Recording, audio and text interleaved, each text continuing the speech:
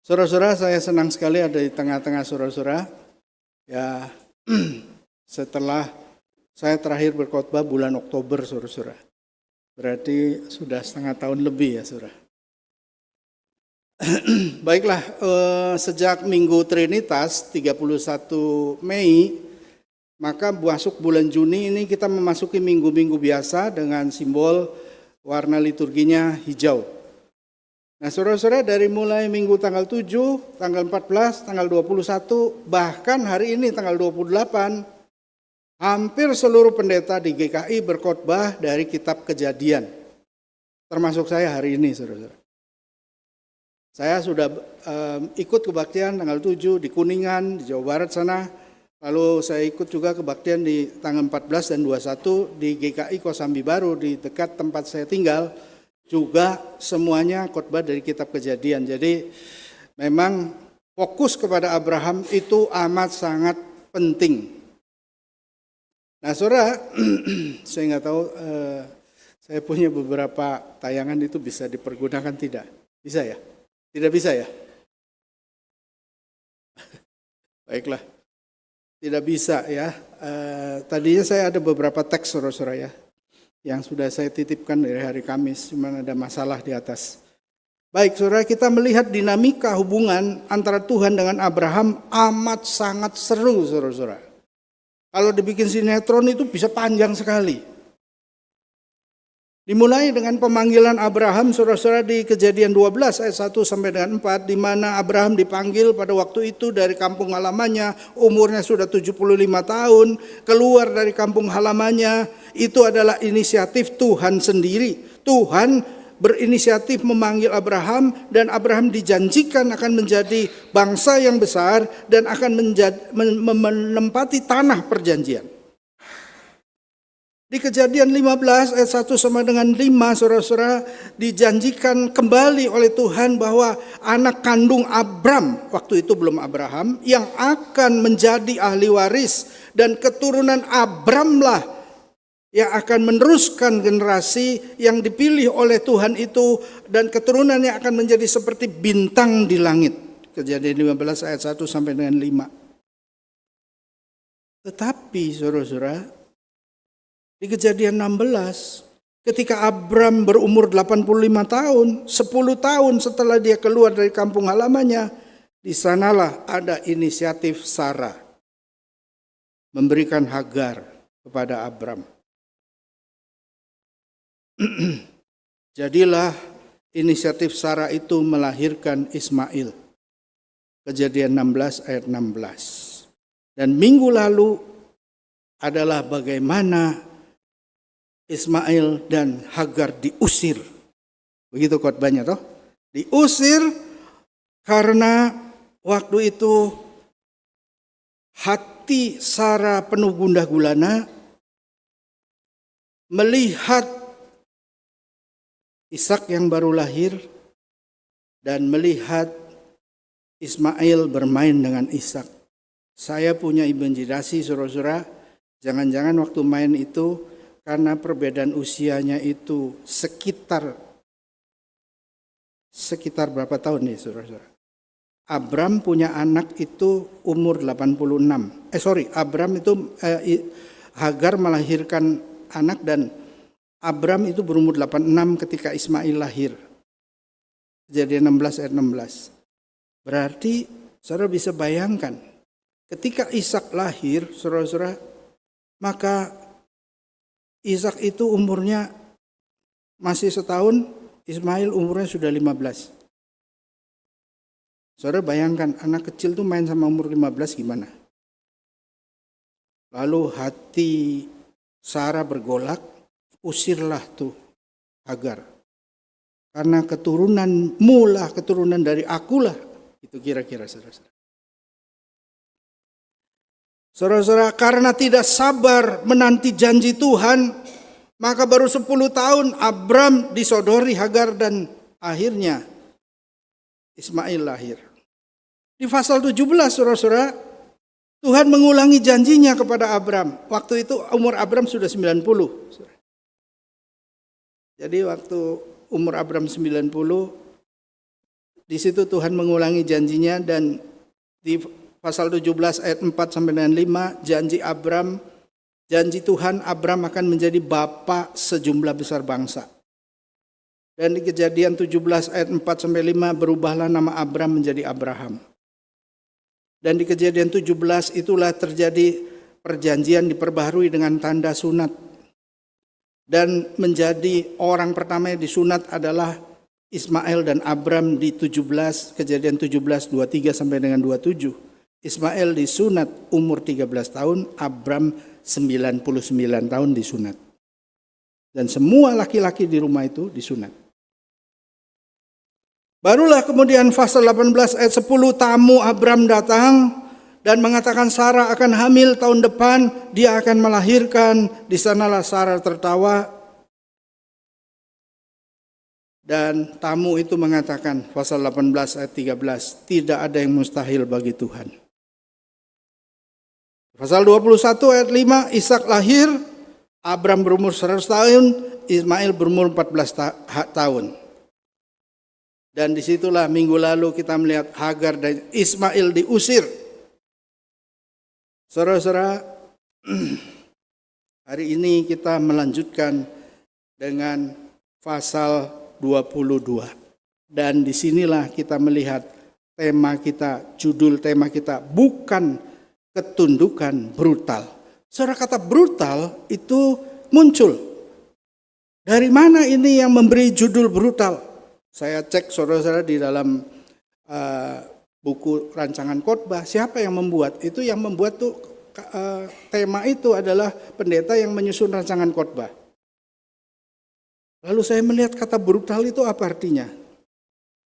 Saudara, dalam kamus kata brutal itu adalah sesuatu yang dilakukan secara berlebihan, di luar nalar, di luar akal sehat, sehingga dampaknya itu radikal dan ekstrim.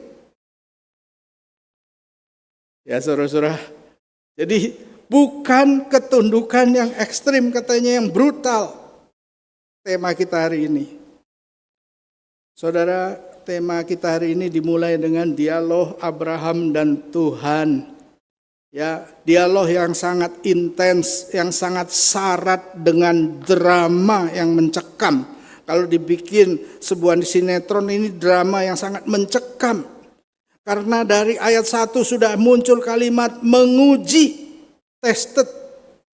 Saudara-saudara, menguji ini adalah bagian dalam hidup Abraham yang disebut tragedi, saudara-saudara.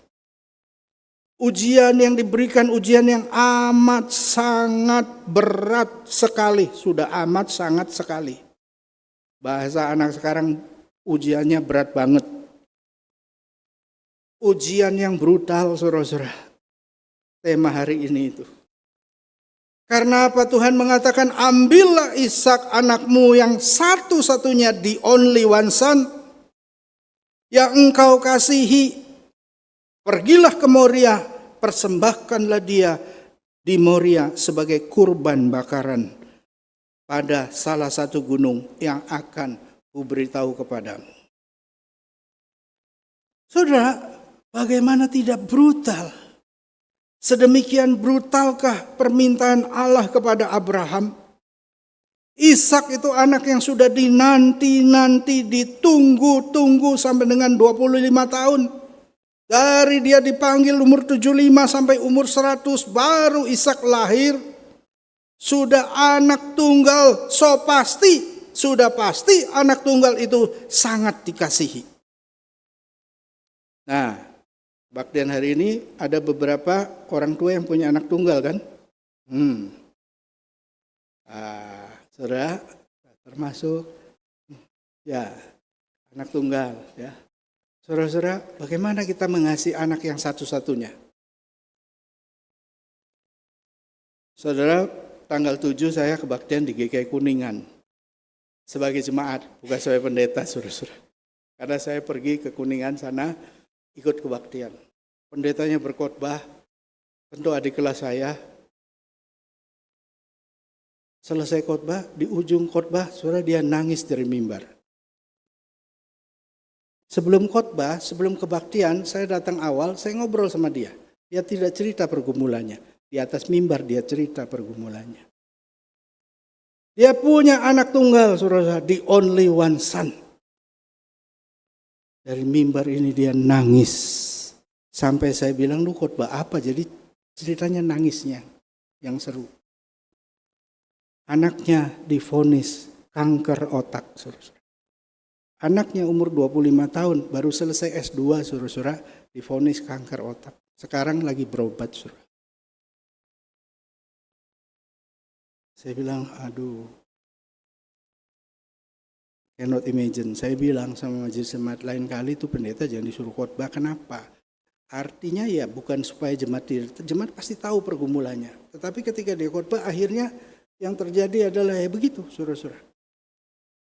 Karena anak tunggal satu-satunya umur 25 tahun laki-laki. Dan maaf ini kebetulan orang Batak lagi. Dan divonis kanker baru sebulan sebelum dia khotbah.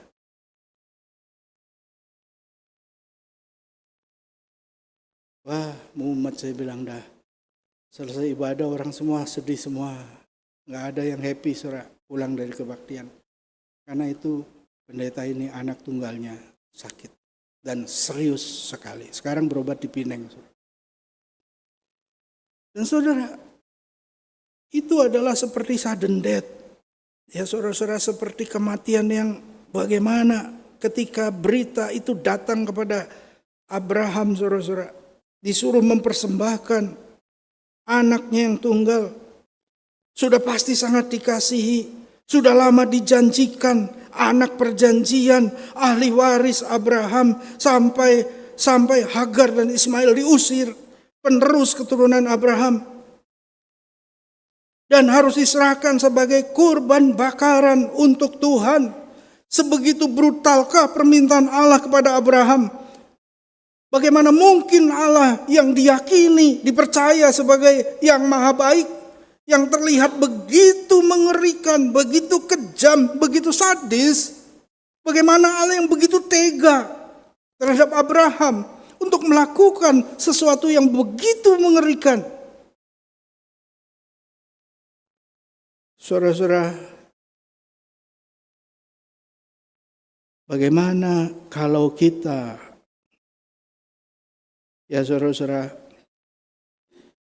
kalau kita merasakan dan membayangkan, ya kita bisa membayangkan betapa sangat rumit dan sangat susah diterima. Sangat sulit dimengerti, sangat sulit dipahami, dan amat aneh, tidak masuk akal sehat. Bagaimana mungkin? Saudara, saya bayangkan semalam-malaman Abraham itu pasti bergumul. Abraham itu bertanya-tanya dengan sangat serius.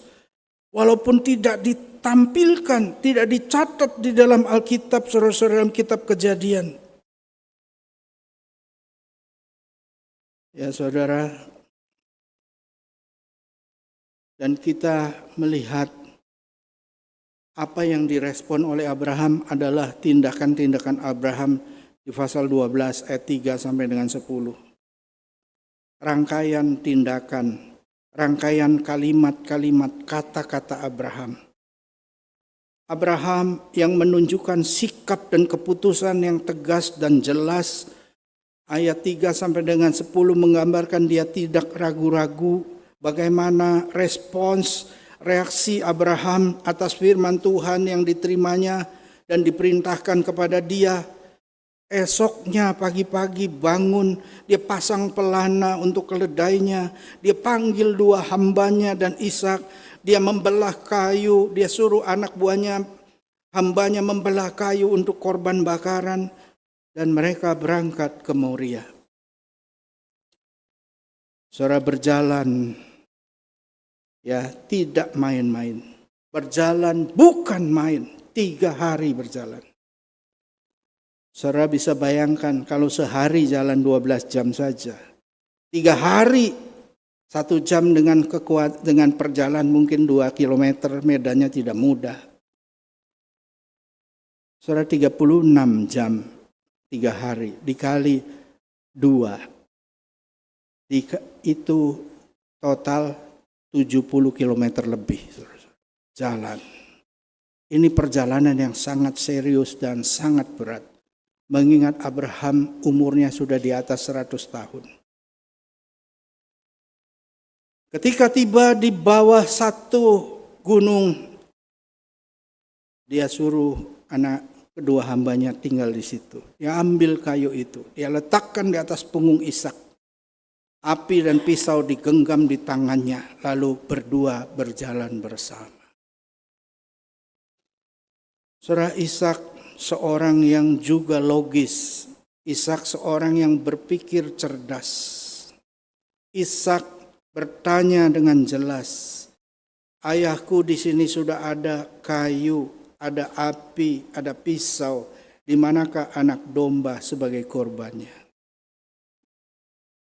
Saudara, kalau kita ditanya gitu, dengan kondisi begitu, bagaimana jawabnya? Berapa umur Ishak pada waktu itu? Saya cari-cari saudara-saudara tafsiran. Berapa sih umur Ishak itu? Ada yang tahu nggak?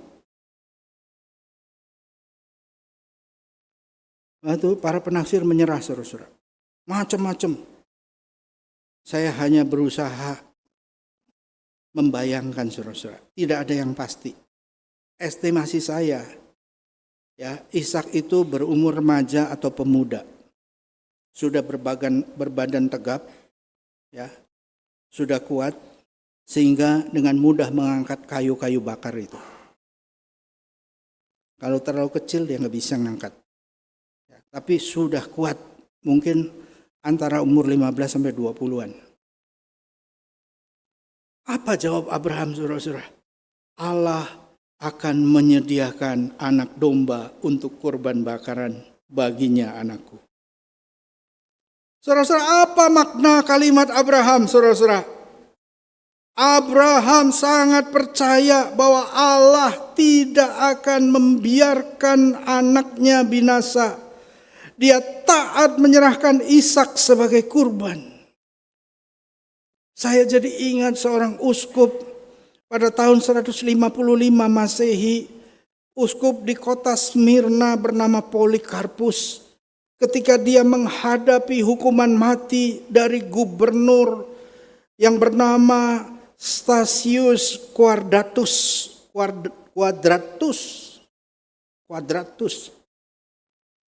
Maka Polikarpus menolak untuk menyangkal Kristus dengan berkata, "Ya gubernur, selama 86 tahun aku telah mengabdi kepada Kristus dan dia tidak pernah menyakitiku. Bagaimana aku dapat mencaci raja yang telah menyelamatkanku?" Saya membayangkan saudara-saudara, Abraham juga sudah sekitar 40 tahun lebih telah merasakan penyertaan Tuhan. Dia sudah merasakan pemenuhan nubuat dan janji yang Tuhan berikan sehingga muncul Ishak. Janji yang ditunggu 25 tahun akhirnya terpenuhi. Sehingga walaupun Ishak diminta kembali oleh Tuhan, maka dia siap dan untuk mengembalikan milik Allah Ishak itu kepada Tuhan. Disinilah muncul Jehovah Jireh.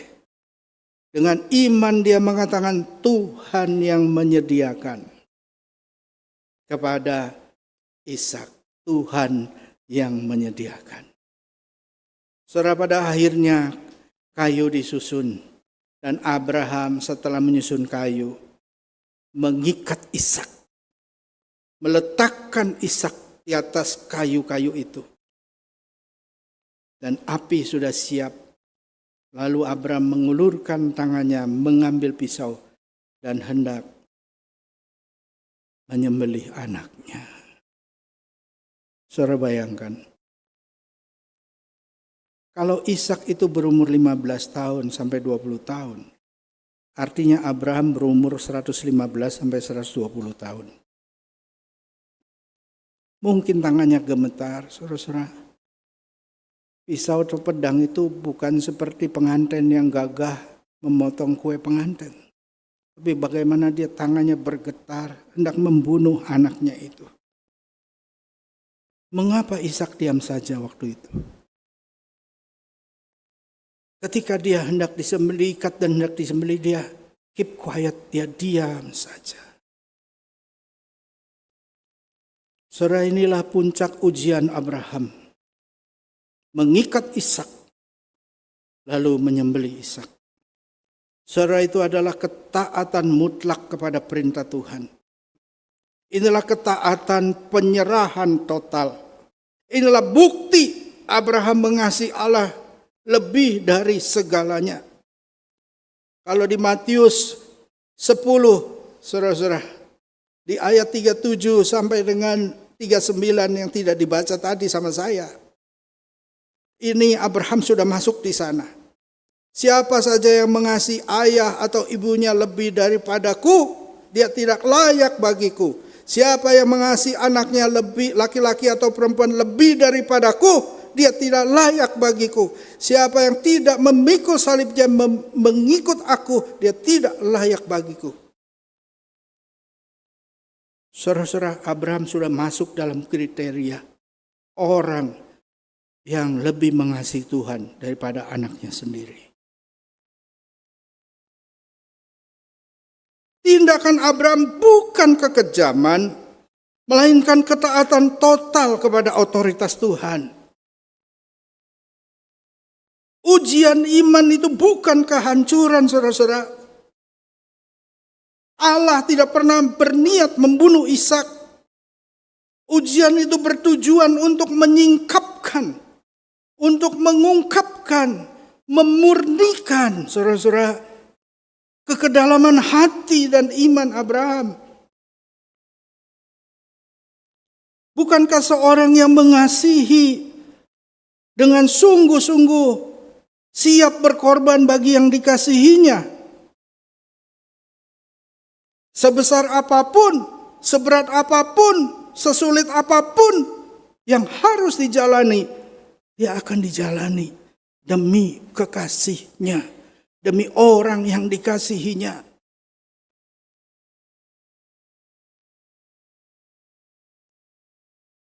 Adalah sangat mengherankan kalau di depan mimbar suami dan istri pasutri baru diteguhkan, diberkati, lalu siap untuk melakukan untuk pasangannya apapun terjadi. Baru diminta donor darah untuk istrinya. Duh, jangan aku ya, ampun. Saudara-saudara, ujian sesungguhnya adalah ketika masa-masa berat terjadi. Ketika harus dengan beban yang begitu berat menanggung beban pasangannya. Bukan ketika sukacita, saudara-saudara. Bukan ketika gembira. Tetapi dalam keadaan susah itulah ujian sesungguhnya. Saudara, pertanyaan kedua. Mengapa Ishak diam saja, tidak memberontak? Saudara, saya melihat satu sudut pandang yang sangat indah. Ishak sangat percaya. Ishak sangat mengasihi Abraham ayahnya yang sudah sangat senior. 100 tahun lebih tua dari dia. Ishak ketika disadarkan bahwa ayahnya sudah 100 tahun lebih. Ishak itu sudah setiap hari bergumul sejak kecil, sejak muda, ayahku sudah tua sekali. Dia diam saja, bukti ketaatan anak pada bapaknya, ketaatan anak kepada ayahnya, ketaatan total tanpa perlawanan. Jadi ingat seperti Kristus. Yang ditulis di Yesaya 53 ayat 7 dinubuatkan, dia tidak bersuara seperti anak domba yang dibawa ke pembantaian. Jadi ingat pengorbanan Kristus di kayu salib yang sudah dinubuatkan itu. Ishak pun sebagai anak tunggal Abraham diam 1000 bahasa ketika diikat dan hendak disembelih. Saudara, ini adalah bagian dari pendidikan iman, saudara-saudara, yang telah ditanamkan Abraham kepada Ishak. Ishak belajar langsung dari Abraham.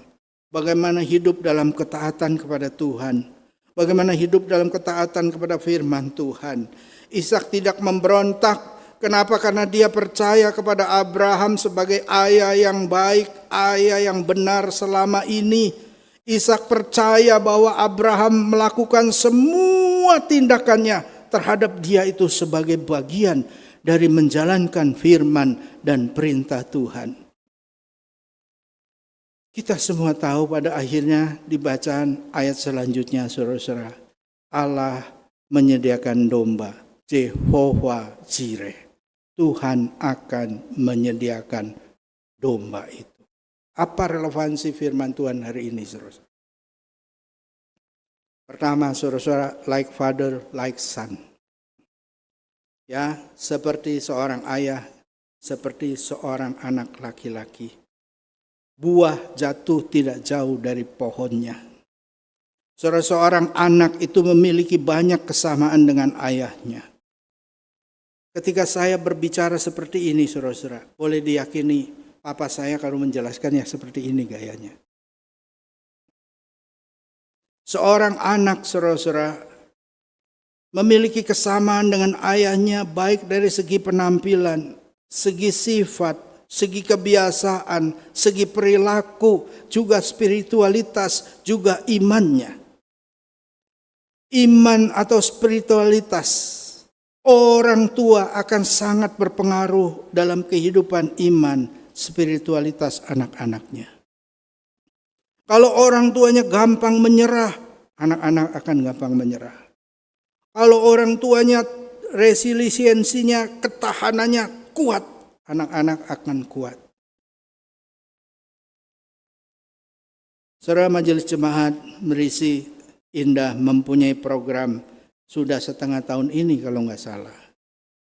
Memberikan liturgi, panduan untuk kebaktian, ibadah di rumah masing-masing, ibadah keluarga.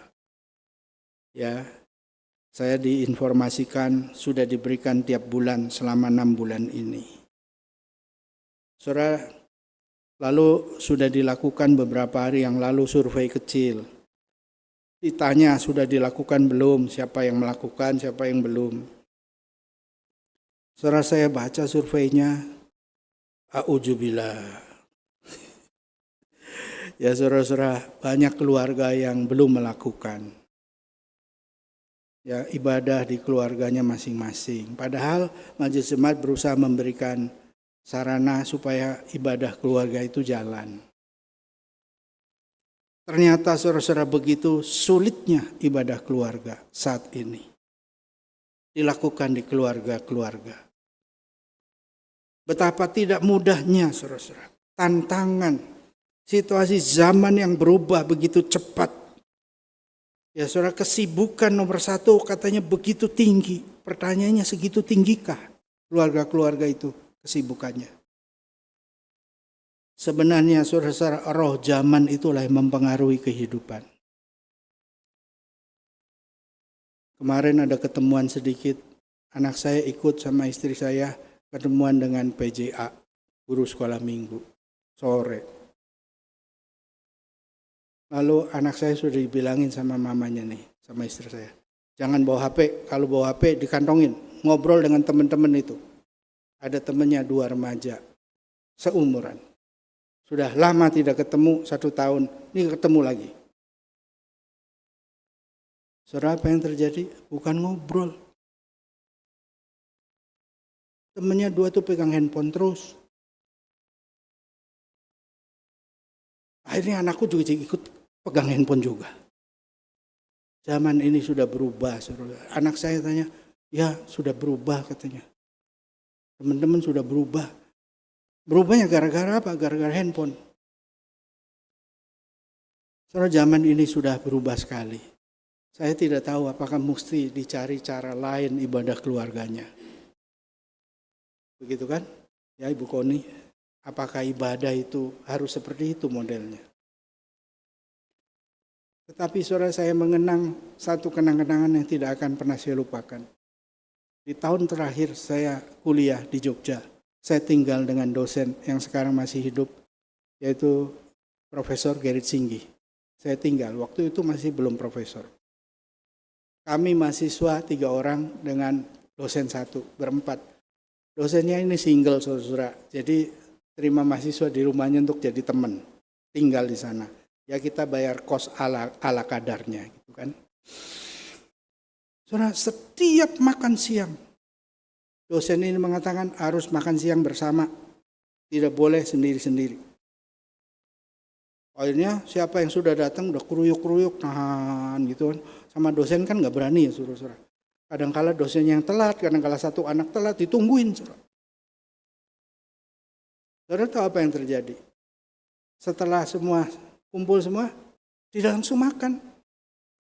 Baca ayat dulu. Baca 1 ayat.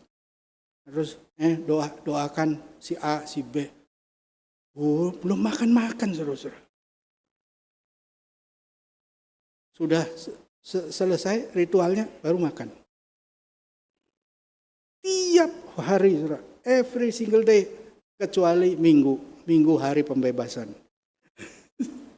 Saudara-saudara, kita itu bertiga itu kenang-kenangan yang sangat lucu tapi sangat indah. Saudara.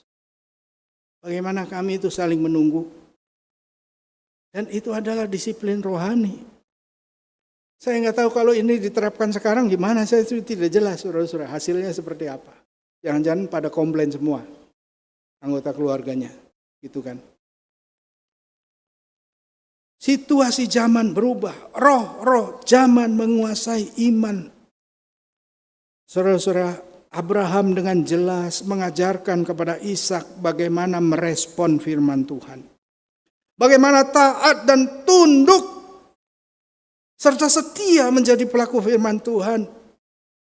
Ishak sudah belajar bagaimana beriman dengan sungguh-sungguh, taat sepenuh hati, sepenuh jiwa. Yang telah dilakukan ayahnya itu sebagai bukti ketaatan dan kasih dia kepada Tuhan.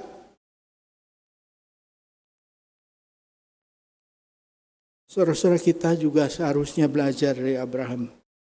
Bagaimana kita memberikan yang terbaik itu untuk Tuhan. Jangan kita selalu memberikan yang sisa-sisa, tapi berikan yang terbaik kepada Tuhan.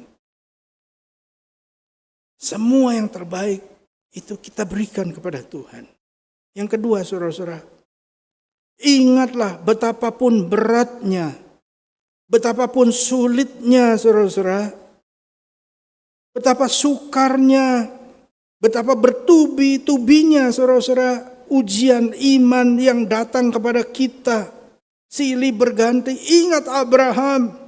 Ingat Jehovah Jireh. Tuhan akan menyediakan. Ingat 1 Korintus 10 ayat 13. Pencobaan-pencobaan yang kamu alami ialah pencobaan biasa. Yang tidak melebihi kekuatan manusia. Allah itu setia dan tidak akan membiarkan kamu dicobai melampaui kekuatanmu. Pada waktu kamu dicobai, Ia akan memberikan kepadamu jalan keluar sehingga kamu dapat menanggungnya.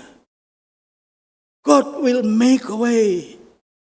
Tuhan akan membuka jalan saudara-saudara ketika jalan itu buntu buat kita.